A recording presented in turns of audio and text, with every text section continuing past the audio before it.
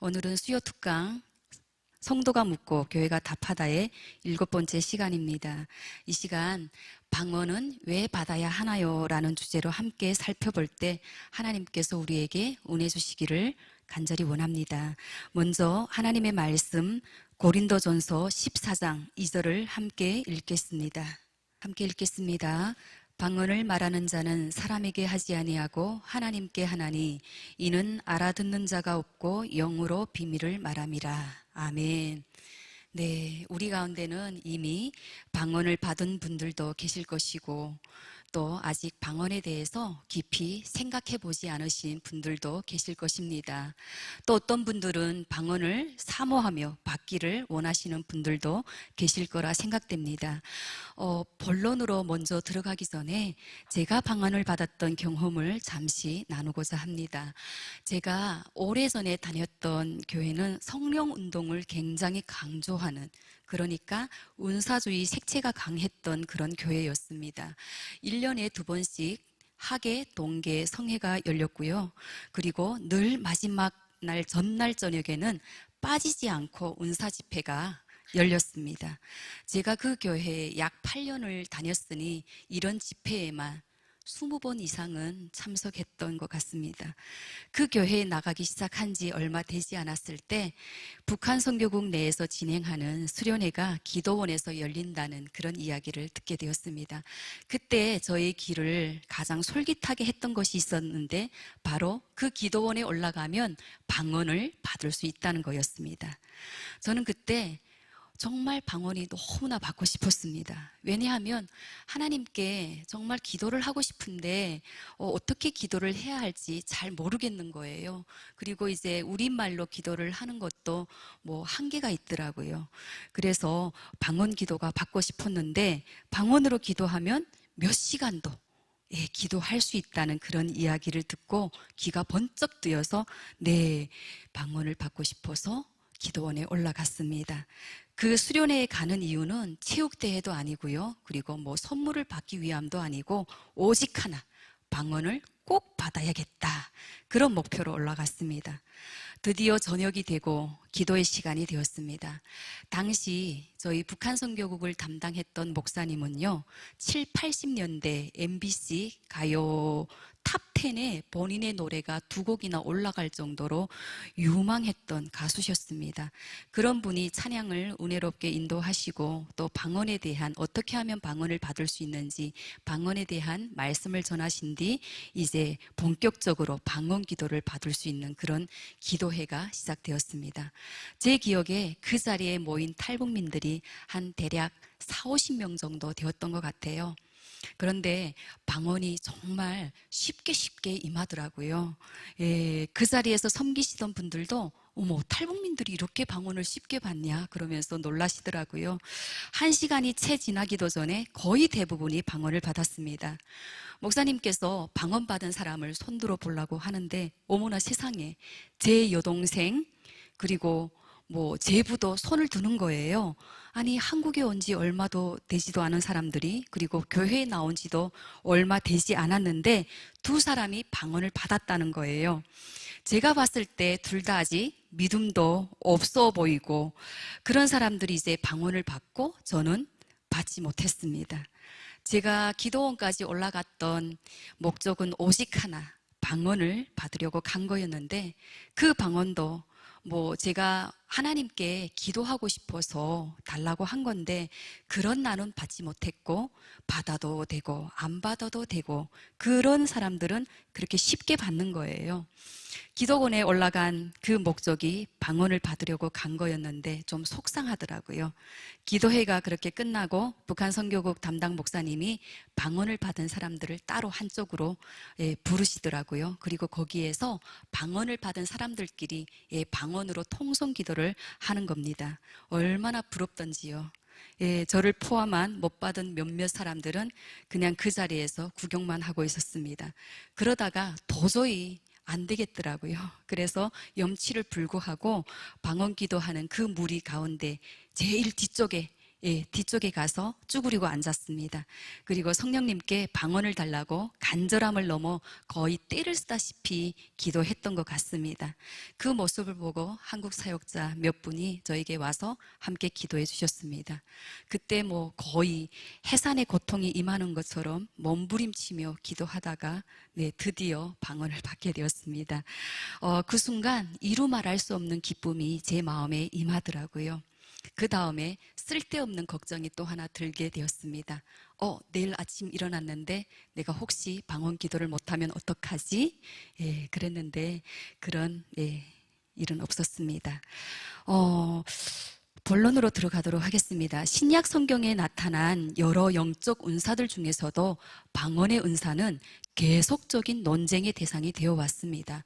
이 은사를 인정할 것인지 아닌지를 두고 복음주의권 안에서도 다양한 의견과 입장이 존재해 왔습니다. 복음주의 내에서도 크게 계속주의와 중단주의로 나뉩니다. 계속주의는 방언을 오늘날도 유효한 성령의 은사로 인정하는 주의입니다. 계속주의를 주장하는 대표적인 신학자는 제이 로드먼 윌리엄스입니다. 로드먼 윌리엄스는 카리스마 운동 신학자로 성령 세례 후 방언은 정상적인 현상이다라고 주장합니다. 또 계속주의를 주장하는 또 한 명의 신학자로 고든 필을 이야기할 수 있는데요. 성령론과 신약 성서 연구로 유명한 복음주의 신약 학자입니다. 그 역시 모든 은사가 오늘날에도 유효하다고 강조하고 있습니다. 반면 복음주의 안에서도 중단주의를 주장하는 학자들이 있는데요. 현대 복음주의 목회자이자 신학자인 존 메가더는 그에 져서 카리스마틱 카오스에서 방언과 예언 은사를 비판하고 있습니다. 또 다른 그에 져서 스트레인지 파이어에서는 카리스마 운동의 현대 현상과 문제를 강도 높게 비판하고 있습니다. 그의 주장을 세 가지로 정리하면 첫 번째, 방언 및 현대 은사 운동은 성경적 근거가 약하다라고 합니다. 현대 방언 현상은 사도행전과 고린도전서에 기록되었던 성경적 방언과 본질적으로 다르다라고 지적하고 있습니다. 두 번째는 방언 은사는 사도시대에 한정된 은사다라고 합니다. 방언과 같은 초자연적 표적 은사는 사도시대에 하나님께서 복음을 확증하기 위해 주셨고 신약 성경이 정경으로 확정된 이후로는 더 이상 주어지지 않는다고 주장하고 있습니다. 또 세 번째는 현대 은사 운동이 교회에 혼란과 문제를 일으킨다는 것입니다. 19세기 개혁 신학자이자 프린스턴 신학교 교수였던 찰스 호지 역시 방언을 포함한 초자연적 은사들은 사도들의 권위를 확증하기 위해 주어진 이례적 표적이었다라고 보았습니다. 네, 도널드 브리지와 데이빗 파이퍼가 공동 저술한 성령의 은사와 교회의 위치라는 책이 있는데요. 여기에서도 현대 교회가 방언에 대해 갖는 오해와 반발의 배경을 설명하고 있습니다. 그런데 그럼에도 불구하고 신약 성경 속 방언의 중요성과 지속성을 강조하고 있습니다. 책에서 발췌해온 부분을 제가 읽도록 하겠습니다. 현대에 있어서 방언을 말하는 것에 대한 대부분의 반대는 그 본질을 오해하며 그 목적에 대해서 혼란을 갖고 있으며 또는 그것을 행하는 몇몇 그리스도인들에 의해서 그 중요성이 너무나 과장되는 데 대한 반동으로부터 일어나는 것이다. 그러나 그 은사는 고린도전서에서 바울에 의해 기록되었을 뿐만 아니라 또한 그것을 행하는 것에 대한 가르침의 표현 가운데 적지 않게 취급하고 있다. 사도행전 가운데서도 초대교회의 역사 가운데 몇몇 중요한 점들에서 이 은사가 일어났다고 언급되어 있다. 그러므로 만일 그리스도인들이 신약 성경에 충실하고자 한다면 방언의 존재를 무시할 수는 없는 것이며 다른 은사들과 마찬가지로 그것을 이해하려고 구해야 하며 또한 신약 성경의 가르침을 따라 그것을 잘 행해야 할 것이다. 즉 그들의 주장에 따르면요, 방언의 은사는 단순히 과거에만 있었던 현상이 아니라는 것입니다. 신약 성경이 하나님의 말씀이라고 믿는다면 방언의 존재를, 방언의 은사를 무시할 수는 없습니다. 그러나 중요한 것은 이 방언의 의미와 목적을 올바르게 이해하고 성경의 가르침에 따라 바르게 사용해야 한다는 점입니다. 그렇다면 신약 성경은 방언에 대해서 어떻게 말하고 있을까요? 네, 신약 성경에서 말하는 방언에 대해서 함께 살펴보겠습니다. 방언의 헬라어는 글로사로 혀, 말, 언어를 뜻합니다. 예를 들어 사도행전 2장 3절에서 불에 혀같이 갈라지는 것이 각각 그 위에 임하더니 이때의 혀도 헬라어 글로사를 사용하고 있습니다. 고린도전서에서 말하는 방언도 같은 단어인 글로사를 사용하고 있습니다. 그래서 방언은 언어라는 것입니다. 예, 신약 성경에서 말하는 크게 두 가지 형태의 방언을 살펴보면요, 사도행전 2장에 나타난 방언, 즉 알아들을 수 있는 방언과 고린도전서에서 나타난 방언, 알아듣지 못하는 방언이 있습니다. 먼저 사도행전 2장에 나타난 방언은 오순절날 임한 성령의 역사였습니다. 사도행전 2장 1절에서 4절 말씀을 읽을 텐데 저 글자가 잘 안 보이죠? 예, 제가 대신 읽도록 하겠습니다. 오순절 날이 이미 이르매 그들이 다 같이 한 곳에 모였더니 호련히 하늘로부터 굽하고 강한 바람 같은 소리가 있어 그들이 앉은 온 집에 가득하며 마치 불의 혀처럼 갈라지는 것들이 그들에게 보여 각 사람 위에 하나씩 임하여 있더니 그들이 다 성령의 충만함을 받고 성령이 말하게 하심을 따라 다른 언어들로 말하기를 시작하니라. 4절에서 성령의 충만함을 받고 성령이 말하게 하심을 따라 다른 언어들로 말하기를 시작하였다고 말씀하고 있습니다. 여기서 다른 언어들은 실제 사람들이 알아들을 수 있는 외국어였습니다. 네, 사도행전 2장 5절에서 8절 말씀을 보면 알 수 있습니다. 네, 읽겠습니다. 그때 경건한 유대인들이 천하 각국으로부터 와서 예루살렘에 머물러 있더니 이 소리가 나매 큰 무리가 모여 각각 자기의 방언으로 제자들이 말하는 것을 듣고 소동하여 다 놀라 신기하게 여겨 이르되 보라, 이 말하는 사람들이 다 갈릴리 사람이 아니냐? 우리가 우리 난 사람이 난 곳 방언으로 듣게 되는 것이 어찌 됨이냐? 네, 9절에서 11절에 보면 실제로 여러 지역에서 온 사람들이 자신들의 언어로 하나님의 큰 일을 듣게 되었다고 기록하고 있습니다. 즉, 이 방언은 제자들이 배워서 말한 것이 아니라 성령님께서 말하게 하신 초자연적 능력이었습니다. 성령님께서 제자들에게 다른 언어들로 말하게 하신 이 역사는 그때 당시 예루살렘에 모였던 여러 민족들에게 복음을 전하기 위한 그런 목적이었습니다. 다음으로 고린도전서에서 말하는 방언에 대해서 보겠습니다. 고린도전서 12장부터 14장까지는 다양한 은사들에 대해서 말씀하고 있습니다. 12장 8절 10절 말씀을 읽겠습니다. 어떤 사람에게는 성령으로 말미암아 지혜의 말씀을, 어떤 사람에게는 같은 성령을 따라 지식의 말씀을, 다른 사람에게는 같은 성령으로 믿음을, 어떤 사람에게는 한 성령으로 병 고치는 은사를, 어떤 사람에게는 능력 행함을, 어떤 사람에게는 예언함을, 어떤 사람에게는 영들 분별함을, 다른 사람에게는 각종 방언 말함을, 어떤 사람에게는 방언들 통역함을 주시나니. 여기에서 말하는 방언은 은사로서 영적인 언어, 사람이 알아들을 수 없는 하나님만 알아들으실 수 있는 그런 언어입니다. 이 모든 은사는 성령님께서 각 사람에게 그분의 뜻대로 나누어 주시는 은사라고 말씀하고 있습니다. 네, 지금까지 신약 성경에서 이야기하고 있는 방언에 대해서 간단히 살펴보았습니다. 그러면 이제는 조금 더 나아가 방언의 본질은 무엇이며 그에 대한 오해도 함께 살펴보도록 하겠습니다. 고린도전서 14장 2절을 세번역 성경으로 읽겠습니다. 방언으로 말하는 사람은 사람에게 말하는 것이 아니라 하나님께 말하는 것입니다. 아무도 그것을 알아듣지 못합니다. 그는 성령으로 비밀을 말하는 것입니다. 아멘. 이 말씀처럼 방언으로 말한다는 것은요, 하나님께 기도하는 것입니다. 사람이 알아들을 수 없는 영적 언어입니다. 성령으로 비밀을 말한다는 것은 성령님의 도우심 가운데 드리는 영적 기도라는 것입니다. 앤서니 터슬턴은 현대 복음주의권에서 영향력 있는 신약 학자 중 한 사람인데 그는 그의 고린도전서 주석에서 방언을 이와 같이 이야기합니다. 하나님과의 깊은 영적 교제를 나타내는 말로 표현할 수 없을 만큼 깊은 영의 신음이다. 네, 그러나 이러한 방언 기도가 때로는 논란이 되기도 합니다. 가장 큰 논란은 방언 운동의 역사에 나타난 과용 때문입니다.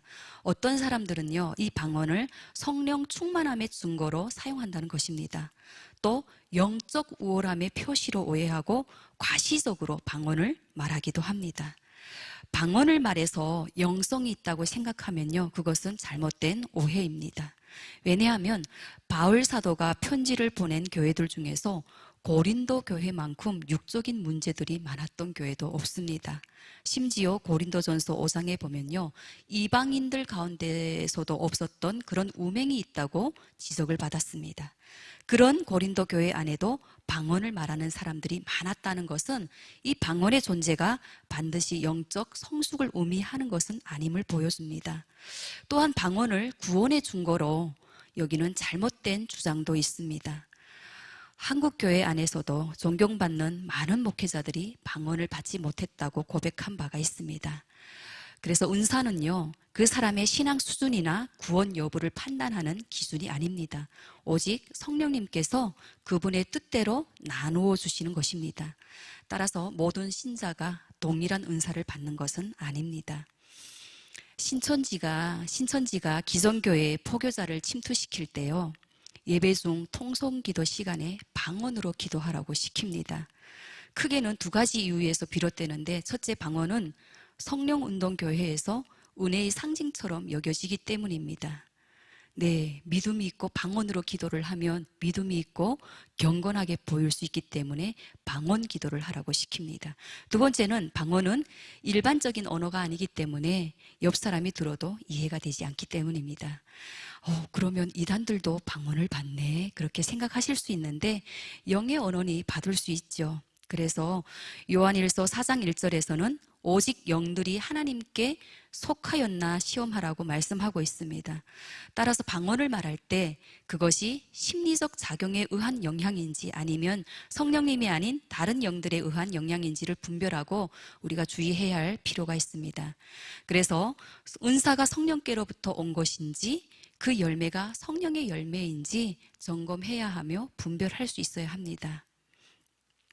네, 이런 여러 가지 논란을 고려할 때, 즉 방언이 구원의 예적 표적도 아니고 성령 충만의 유일한 증거도 아니며 때로는 심리적 작용이나 또 성령이 아닌 다른 영들에 의한 영향일 수도 있다는 점에서 이렇게 질문할 수도 있을 것 같습니다. 그렇다면 방언은 굳이 받지 않아도 되는 은사가 아닌가요? 네, 물론 방언이 구원의 필수 조건도 아니고 성령 충만함의 유일한 증거도 아니기 때문에 방언을 받지 않았다고 해서 믿음이 없거나 성령을 받지 못한 것은 아닙니다. 그러나 그렇다고 해서 방언을 무가치하게 여기거나 배척할 이유도 없습니다. 고린도 교회에 은사로 인한 많은 논란이 있었음에도 불구하고 바울 사도는 방언을 금하지 않았습니다. 고린도전서 14장 5절 앞부분에 보면요, 나는 너희가 다 방언 말하기를 원하노라 라고 말하고 있습니다. 39절 말씀도 읽겠습니다. 그런즉 내 형제들아 예언하기를 사모하며 방언 말하기를 금하지 말라. 네, 방언은 여전히 유익한 은사이며 성령님께서 주시는 귀한 선물입니다. 고린도전서 14장 4절 앞부분도 읽으면 방언을 말하는 자는 자기의 덕을 세우고, 네, 예언은 교회 공동체의 유익을 위한 것이라면 방언은 자기 자신을 위한 것입니다. 성령님께서 주시는 은사는 거의 대부분 교회의 덕을 세우는 것인데 방언 은사만큼은 자기의 덕을 세운다라고 말씀하고 있습니다. 로마서 8장 26절에 이렇게 이야기하고 있죠. 이와 같이 성령도 우리의 연약함을 도우시나니 우리가 마땅히 기도할 바를 알지 못하나 오직 성령이 말할 수 없는 탄식으로 우리를 위하여 친히 간구하시느니라.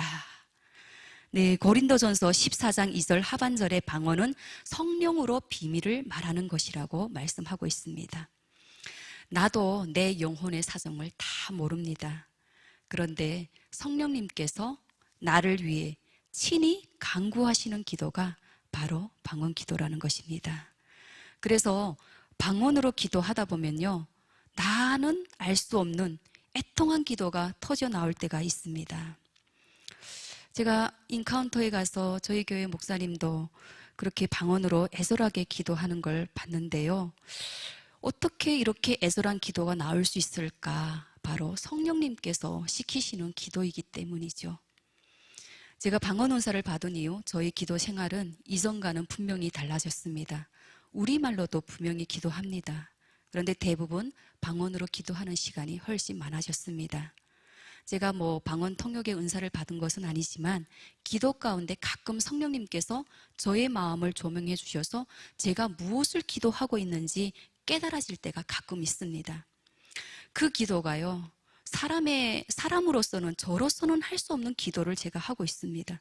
얼마나 크고 엄청난지 기도가 끝나면 내가 어떻게 이런 엄청난 기도를 할 수 있지? 깜짝 놀랄 때가 있습니다. 다른 사람은 몰라도 저는 알죠. 이건 내가 하는 기도가 아니구나. 나에게서는 그런 어마어마한 기도가 나갈 리가 없죠. 성령님께서 하게 하시는 기도입니다.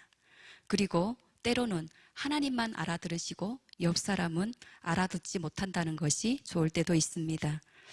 또 방언으로 기도할 때 우리말 기도에서는 잘 나타나지 않던 특별한 현상들이 나타나기도 합니다. 이건 저의 개인적인 경험이라 조심스럽기도 합니다만 그냥 참고로 들어주시면 좋을 것 같습니다. 예를 들면 엄청난 기침, 구역질 같은 것이 올라오기도 합니다. 또 때로는 매번 그런 거는 아니에요. 창자가 끊어지는 듯한 아픔을 동반한 그런 애끓는 기도가 나올 때도 있습니다. 또 때로는 방언으로 대적 기도를 하기도 합니다. 네, 방언은 자기의 덕을 세우는 것이라고 성경은 말하고 있고요. 또 실제로도 저에게 아주 큰 유익이 되었기 때문에 저는 많은 성도님들이 이 은사를 사모하며 은사를 주시는 성령님께 구해 보시길 권합니다.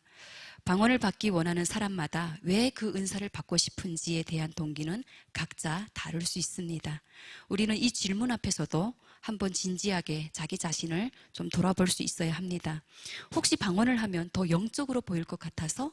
아니면 방언을 못하면 믿음이 부족해 보일까봐? 또는 나도 남들처럼 뭔가 특별한 체험을 해보고 싶어서? 아니면 구원의 외적 증거가 방언인 것 같아서? 혹시 이런 건강하지 않은 동기는 없는지 살펴봐야 합니다. 방언은 자기의 덕을 세우는 은사입니다. 내가 하나님과 더 깊이 교제하며 자기 자신을 믿음으로 견고하게 세우기 위한 은사입니다. 그러므로 방언을 사모하는 우리의 동기는 하나님과의 더 깊은 교제와 자기 자신을 믿음으로 세우기 위한 갈망이어야 한다는 것입니다. 네, 방언을 사용할 때 주의해야 할 점이 몇 가지 있습니다. 첫째, 모든 은사는 덕을 세우기 위하여 사용해야 합니다. 고린도전서 14장 26절 말씀을 세번역 성경으로 읽겠습니다. 그러면 형제 자매 여러분 어떻게 해야 하겠습니까? 여러분이 함께 모이는 자리에는 찬송하는 사람도 있고 가르치는 사람도 있고 하나님의 계시를 말하는 사람도 있고 방언으로 말하는 사람도 있고 통역하는 사람도 있습니다. 모든 일을 남에게 덕이 되게 하십시오. 은사의 목적은 자신을 과시하는 것이 아니라 공동체를 세우는 것입니다. 방언도 예의가 아닙니다. 둘째, 방언은 하나님께 드리는 기도입니다. 고린도전서 14장 2절 상반절에서 방언을 말하는 사람은 사람에게 하지 아니하고 하나님께 하나니라고 말씀하고 있습니다. 기도는 본질적으로 하나님과의 대화입니다. 그렇기 때문에 방언 기도 역시 겸손하고 진실하게 하나님께 드려야 합니다. 기도를 과시용으로 사람에게 보이기 위해서 하는 것은 합당하지 않습니다. 셋째, 방언은 성령님의 도우심으로 말하는 것입니다. 고린도전서 14장 2절 후반절을 세번역 성경으로 보면 방언은 성령으로 비밀을 말하는 것이라고 말씀하고 있습니다. 방언은 성령님께서 주신 은사인데 성령님을 의지하지 않고 습관처럼 그냥 방언을 말할 때는 아무 의미 없이 허공을 치는 것 같은 기도를 하는 그런 느낌이 들기도 합니다. 따라서 방언 기도를 할 때는 철저히 성령님을 의지해야 합니다. 넷째, 방언은 때와 장소, 상황에 맞게 사용해야 합니다. 고린도전서 14장 23절 말씀입니다. 그러므로 온 교회가 함께 모여 다 방언으로 말하면 알지 못하는 자들이나 믿지 아니하는 자들이 들어와서 너희를 미쳤다 하지 아니하겠느냐. 특히 공동 예배를 드리는 사람들을 보면요, 믿는 사람들뿐만 아니라 교회에 처음 온 새신자도 함께 하는 자리입니다. 그런데 통성 기도를 방언으로 한다고 생각해 보세요. 처음 교회에 온 사람들의 입장에서 볼 때 대부분 미쳤다고 생각할 수 있습니다. 저도 처음 교회에 갔을 때 그 교회에서 통성 기도로 방언을 옆에서 막 하는데 큰 소리로 하더라고요. 정말 그때 이제 그런 생각이 났습니다. 진짜 마르크스가 종교는 민중의 아편이라고 하더니 이 사람들이 정말 다 미쳤구나, 그런 생각을 저도 했었습니다. 네, 시험에 들 수 있어요. 처음 온 사람들은. 네, 그리고 교회에 대한 오해를 낳을 수도 있습니다. 또 새벽 기도 때처럼 조용히 기도해야 할 상황에서 방언으로 크게 기도하면 많은 사람의 기도를 방해하는 그런, 덕을 세우지 못하는 그런 이제 일이 될 수도 있죠. 그리고 마지막으로 가장 중요한 거는요, 은사는 반드시 말씀을 기준으로 삼아야 합니다. 말씀으로 검증받지 않는 은사는 자칫 무아지경이나 자아도취에 빠질 위험이 있습니다.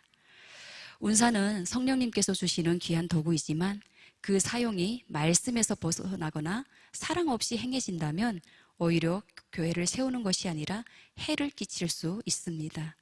따라서 이 은사가 말씀에 근거하고 있는지, 이 은사를 사랑으로 사용하고 있는지 항상 점검할 수 있어야 합니다.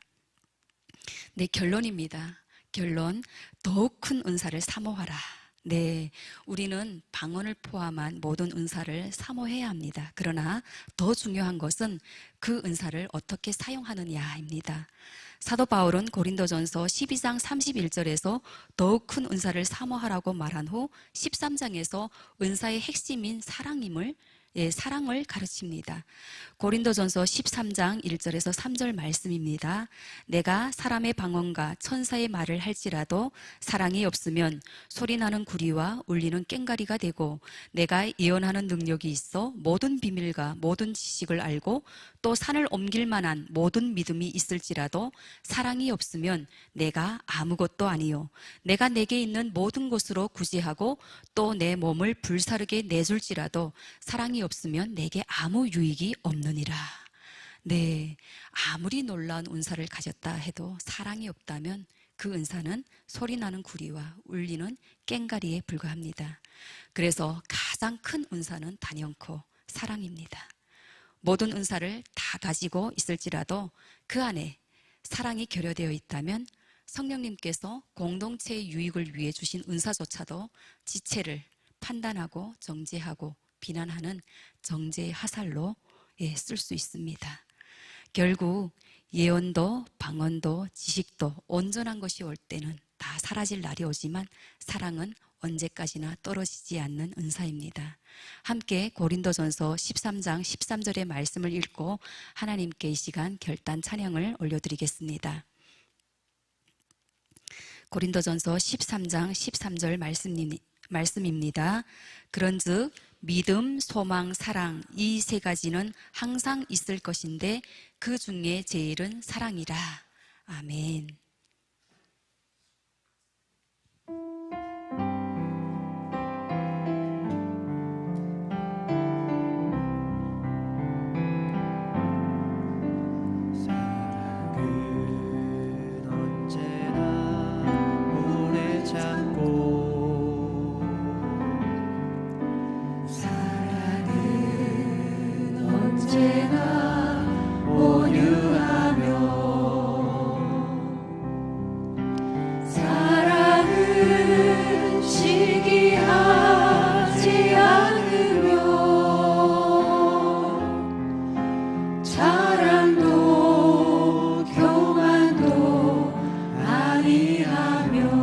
사랑은 무례히 행치 않고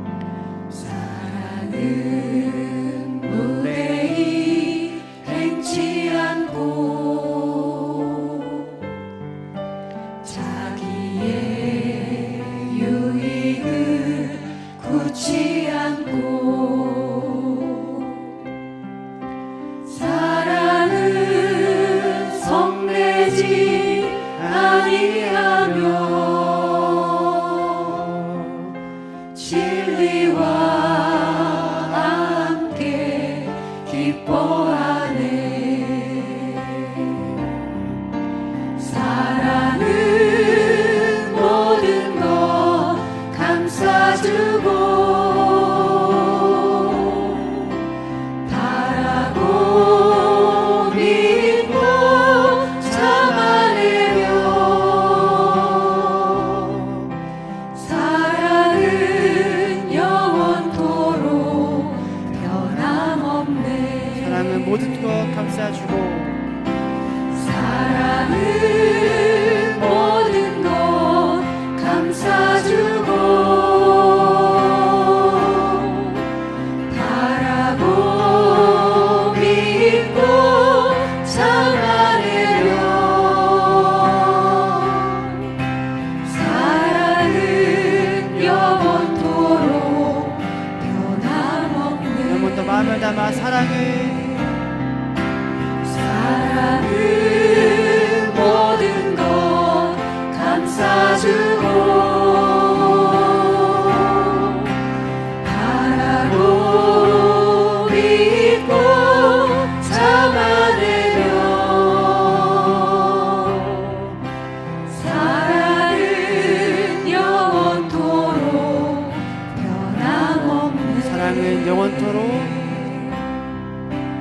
사랑은 영원토록 변함없네. 네, 이 시간 말씀에 잇대어 함께 기도했으면 좋겠습니다. 우리가 혹여라도 방언에 대한 부정적인 생각을 갖고 있었다면 이 시간 회개하시고, 또 방언을 별로 사모하지 않았다면 자신의 덕을 세우기 위해 주신 은사이니 사모하며 구하는 기도를 하시고, 또 받으신 분들은 덕을 세우기 위해 사용하시고 더 큰 은사인 사랑의 은사를 달라고 이 시간 함께 기도하겠습니다. 하나님 아버지 감사합니다. 하나님께서 주신 아버지 방언의 은사인데 아버지 지금까지 잘 몰라서 부정적인 생각을 갖고 있었다면 하나님 이 시간 우리의 무시함을 불쌍히 여기시고 용서하여 주시옵소서. 또 하나님 방언을 별로 사모하지 않았다면 이 시간부터는 자신의 덕을 세우기 위해 주신 은사이니, 또 하나님과의 깊은 교제 속으로 들어가기 위해 주신 은사이니 하나님 구할 수 있는 우리 성도님들 될 수 있도록 도와주시옵소서. 또 하나님 방언을 받으신 분들은 아버지 겸손하고 온유함으로 아버지 하나님께 드리는 기도이니 아버지 모든 것에 덕을 세우기 위해서 사용할 수 있도록 도와주시고, 또 그보다 더 큰 은사인 사랑의 은사를 함께 달라고 기도할 수 있는 우리 성도님들 될 수 있도록 하나님 도와주시기를 간절히 원합니다. 또한 모든 은사를 사용할 때 철저히 말씀에 점검하여 비추어 보게 하시고, 또 사랑으로 사용할 수 있도록 하나님 도와주시기를 간절히 원합니다.